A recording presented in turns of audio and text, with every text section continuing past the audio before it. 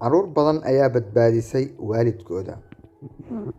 Caruur badan ayaa badbaadisay waalidkooda sababtoo ah jiritaanka qofka magaciisa marka uu dhinto kadib waxaa mas'uul ka ah caruurtiisa haddiiba ay ka dambeeyaan.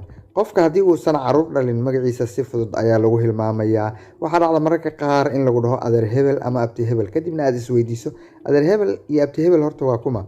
Inaadan aqoon abti hebel ama adeer hebel waxaa keenaysa abti hebel wuxuu dunida ka tagay asaga oosan caruur dhalin. Sidoo kale adeer hebel waxaa laga yaabaaba inuu dunida uu ka tagay asagoo caruur aan dhalin oo dhalinyaro ah.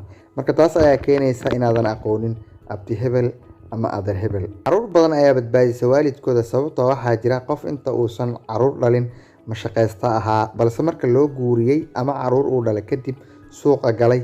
Ninkii lagu heysay mashaqaystanimada ayaana durba noqday nin halgan la bilaaba nolosha, maalinba meel rafta ilaa uu ka gaaro inuu isagana heer gaaro caruurtana heer gaarsiiyo.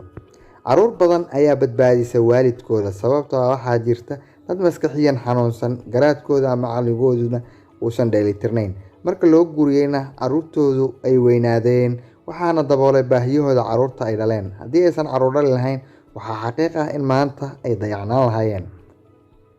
Caruur badan ayaa badbaadisay waalidkooda sababtoo waxaa jiray qof marka uu dhalinyarada ahaa caafimaad haystay, hanti ku filan lahaa, balse marka uu da' noqday xanuunna ay isugu darsameen. Waxaana maalin kasta kor u qaada caruurtooda, ka dhaqa saxarada, xoogga maanta aad haysato ku bixi sida dunidan aad dad ugu reebi lahayd.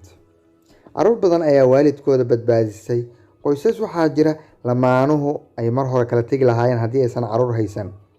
Sidoo kale waxaa jira qoysas gabadha iyo ninkii uusan midba midka kale uusan ku haysan qanaaco balse caruurta darteed iskula jooga.